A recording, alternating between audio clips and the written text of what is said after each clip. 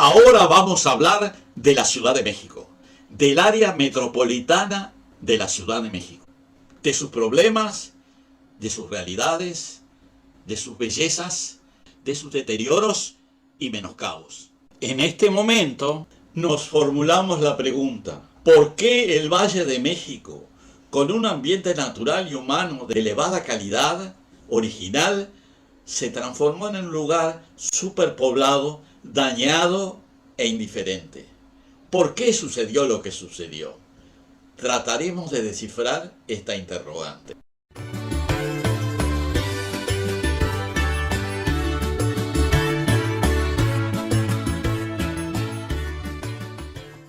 Originalmente la cuenca del Valle de México era un paraíso ambiental. Había sido poblada por naciones indígenas que desarrollaron sistemas de aprovechamiento del territorio muy equilibrados y armónicos con el ambiente. De esa época, a principios del siglo XVI, pasaron 5 siglos. La Ciudad de México hoy es completamente diferente, es irreconocible desde ese punto de vista. Casi podríamos decir que la Ciudad de México hoy ya no es un paraíso ambiental, sino más bien una pesadilla urbana. De este tema vamos a estar hablando a continuación, y aclaro que muchos de los elementos que voy a desarrollar los obtuve cuando viví en México en 2 oportunidades.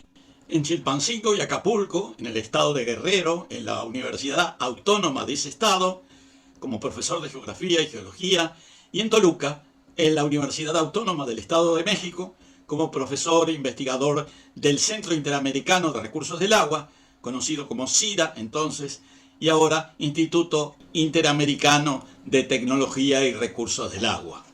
Y seguidamente continúo desarrollando el tema. Hay pocos casos en el mundo en los que el entorno físico haya sido tan completamente transfigurado por el desarrollo urbano como le fue en la Ciudad de México. El Valle de México, donde se sitúa la ciudad, es una cuenca cerrada de 9.600 kilómetros cuadrados, a más de 2.200 metros de altitud sobre el nivel del mar, en el corazón del cinturón neovolcánico mexicano. Antes de la llegada de los europeos, en 1521, el valle era una depresión del relieve en cuyo fondo se habían formado varios grandes lagos debido a la obstrucción volcánica de sus caudales hace unos 700.000 años. Los lagos cubrieron una superficie total de unos 2.000 kilómetros cuadrados y estaban parcialmente conectados, especialmente durante los periodos de crecida. 2 de los lagos situados al sur de la cuenca contenían agua dulce. En primer lugar, el lago Chalco, más cercano a los volcanes Popocatépetl e Iztaccíhuatl, cuyas laderas constituyen la cuenca de origen que proporciona los aportes a la cuenca de México, que en rigor de fidelidad histórica debe identificarse como Valle de Anahuac. El lago Chalco era un lago de agua dulce de 240 kilómetros cuadrados que fuera desecado para construir un barrio urbano en 1995 y desaguaba en el lago Xochimilco, que actualmente conserva algunos canales que son el relicto del viejo lago y que fueron y son utilizados como paseos turísticos a partir de la década de 1930.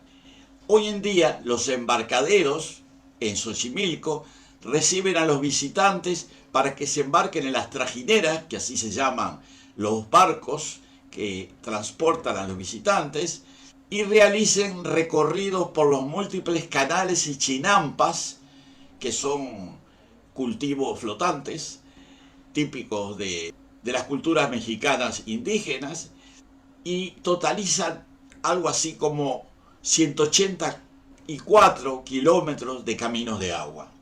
Las aguas del lago Xochimilco desaguaban hacia el norte al lago de México, cuyas aguas eran salobres y en medio del cual se levantaba la capital azteca, que era la principal cultura y estado que existía en México antes de la llegada de los europeos. Esta ciudad se llamaba Tenochtitlán. A medida que se fue desarrollando la Ciudad de México durante la colonia española, El lago fue ocupado por construcciones urbanas, habiendo continuas referencias a inundaciones periódicas que sufría la ciudad por su posición lacunar. Hasta hace muy poco tiempo se mantuvo abierto un canal que comunicaba el sur de la ciudad con el centro, que corresponde al tramo entre el lago de Chalco y el lago de México. Fue en las primeras décadas del siglo XX que existía la ahora llamada Calzada de la Viga, que era un canal que unía al centro de la Ciudad de México con los pueblos de Xochimilco, Tláhuac y Chalco.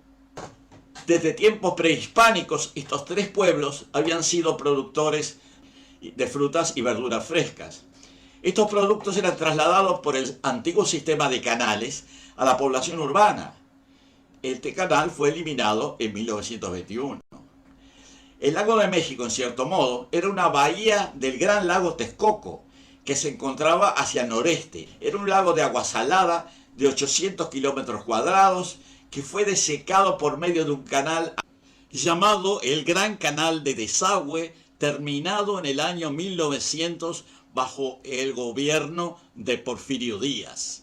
Este canal fue construido, abierto al norte, dejando al descubierto su fondo sedimentario y salino. Desde el fondo del lago soplaban en ocasiones vientos que levantaban polvo a la ciudad, los que se denominaban tolvaneras. Recientemente se han desarrollado políticas para recuperar el lago Texcoco y están teniendo algún éxito y que ya se puede ir apreciando. El lago Texcoco desaguaba en el lago Saltocán, que también contenía aguas salobres. En la actualidad, debido al crecimiento de la ciudad, el agua casi desaparecido, quedando apenas unas reducidas zonas húmedas en donde el agua solamente se acumula durante las lluvias. Finalmente, las aguas del sistema continuaban fluyendo hacia el norte para formar el lago Zumpango, que también es un lago de agua salada que todavía existe, aunque con superficie mucho menor. Actualmente, la laguna de Zumpango, como se la conoce hoy en día, es técnicamente un vaso regulador con una capacidad de 100 millones de metros cúbicos de agua y una superficie aproximada de 1.853 hectáreas. En el año 2023, la laguna de Zumpango dejó de tener agua y ahora luce cubierta por lirio acuático, casi en su totalidad. Este sitio era un atractivo turístico que daba empleo a decenas de familias de la región, quienes atendían restaurantes, tiendas y servicios de lanchas a turistas que acudían cada fin de semana. Pero hoy todo está abandonado. Las más de 2.000 hectáreas en las que el lago se extendía ahora son fácilmente transitables a pie, carro o motocicleta, pues el nivel del agua bajó tanto en el año 2023 que terminó por secarse a mediados de septiembre. La zona del Valle de México es subhúmeda. Las precipitaciones probablemente fueron en tiempos antiguos ligeramente superiores a la cantidad actual, que oscila entre 600 milímetros por año en el fondo del valle y 1.200 por año en las montañas cercanas. Los suelos eran profundos, muy fértiles y fáciles de trabajar. Antiguamente el terreno estaba completamente cubierto por espesos bosques, especialmente en las laderas de las montañas y zonas altas. Hoy algunos bosques sobreviven, incluso dentro de la ciudad. Como ejemplo ponemos el bosque de Chapultepec. Las llanuras del valle, que eran boscosas al principio, en tiempos indígenas se fueron destinando a la agricultura y se talaron parte del bosque para dar paso a cultivos. Además de los lagos de agua dulce, un gran número de manantiales alrededor de los lagos y en las estribaciones de las montañas cercanas proporcionaban volúmenes considerables de agua de buena calidad. Debido a sus abundantes recursos, el valle fue ocupado tempranamente por varios pueblos indígenas, que basaron su economía en cultivos y animales de granja domesticados. Los cultivos eran sobre todo maíz, tomates, chiles, cacao, y los animales eran sobre todo pavos, perros, abejas y peces. Como estas personas no tenían animales de tiro ni utilizaban la rueda, la mayor parte del comercio se realizaba en barco o a pie. Este tema lo desarrollaremos en un próximo video. El acuífero subyacente al Valle de México es uno de los elementos naturales claves en el medio ambiente. Debido a su importancia y a su complejidad, lo desarrollaremos en un próximo video a la brevedad.